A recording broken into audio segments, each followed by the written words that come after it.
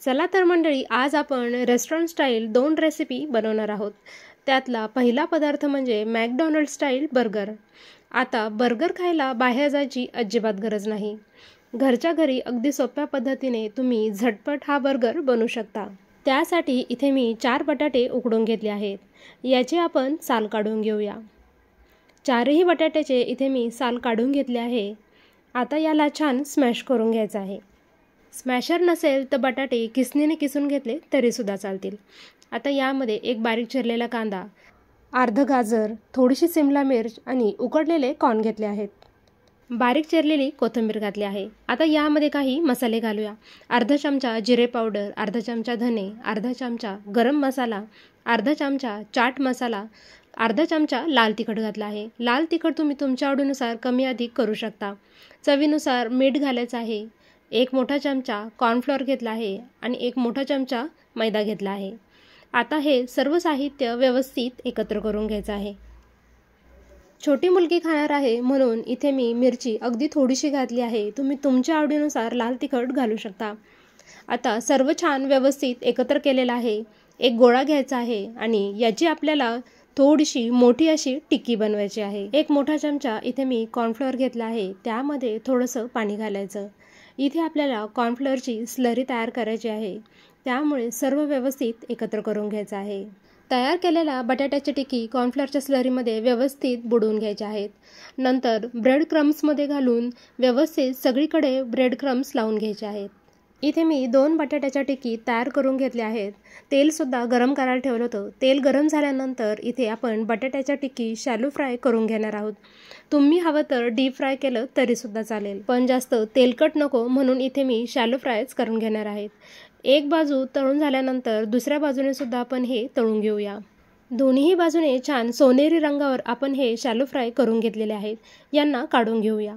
पॅनमध्ये इथे थोडंसं बटर घालायचं आहे। त्यावर बर्गरचे जे पाव आहेत ते आपल्याला हलकेसे भाजून घ्यायचे आहेत। छान भाजले आहेत, यांना काढून घेऊया। बर्गरचा पाव घेतला आहे। त्यावर आपल्याला सॉस घालायचा आहे। सॉस व्यवस्थित सगळीकडे लावून घ्यायचा आहे। आता मेयोनीजसुद्धा घातला आहे। ते सुद्धा सगळीकडे व्यवस्थित लावून घेतलं आहे। यावर आता बटाट्याची टिक्की, 2 कांद्याचे स्लाइस, 2 टोमॅटोचे स्लाइस ठेवायचे आहेत। बर्गरचा दुसरा पाव घेतला, त्यावर सॉस आणि मेयोनीज व्यवस्थित लावून घेतला आहे। आता वरच्या बाजूने हा ठेवून द्यायचा आहे। इथे आपला अगदी कमी खर्चात मॅकडोनल्ड स्टाईल व्हेज बर्गर सोप्या पद्धतीने घरीच तयार झाला आहे। त्यामुळे मार्केटमध्ये कशाला जायचं। यामध्ये तुम्ही चीजची स्लाइससुद्धा ठेवू शकता। त्यामुळे या सोप्या पद्धतीने बर्गर घरीच बनवा आणि कसा झाला हे मला कळवा। चला पाहूया दुसरी रेसिपी। तव्यावर इथे मी 1 पळी तेल आणि 2 चमचे तूप घातलं आहे। आता यामध्ये जिरे घालायचे आहे। जिरे छान फुलले की त्यामध्ये एक कांदा उभा लांब चिरलेला आहे, तो थोडासा परतून घेऊया।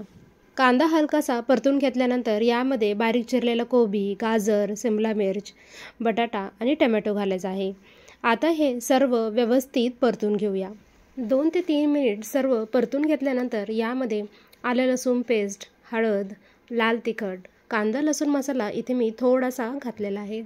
आता हे सर्व व्यवस्थित एकत्र करून घेऊया आणि 2 मिनिट छान परतून घेऊया। 2 मिनिट परतून घेतल्यानंतर भाज्या शिजण्यासाठी अगदी थोडंसं इथे मी पाणी घातलेलं आहे। सर्व व्यवस्थित एकत्र करून घेऊया आणि पाणी आटेपर्यंत हे शिजवून घेऊया। 1 चमचा पावभाजी मसाला, चवीनुसार मीठ घालून छान हे एकत्र करून घ्यायचं आहे। यामध्ये आता शिजवलेला भात घालायचा आहे। इथे मी बासमती राईस घेतलेला आहे। थोडीशी कोथिंबीर घालायची आणि सर्व छान एकत्र करून घ्यायचं आहे। यावर थोडंसं लिंबू पिळून घ्यायचं म्हणजे चव अगदी छान लागते। इथे आपला अगदी मस्त असा जिभेला चव आणणारा झटपट व्हेजिटेबल तवा पुलाव तयार आहे। अगदी छान लागतो, तुम्ही सुद्धा नक्की बनवा। आजच्या दोन्ही रेसिपीपैकी तुम्हाला कोणती रेसिपी आवडली हे कमेंट करून मला नक्की कळवा। रेसिपी आवडली असेल तर लाईक, शेअर, सबस्क्राईब नक्की करा।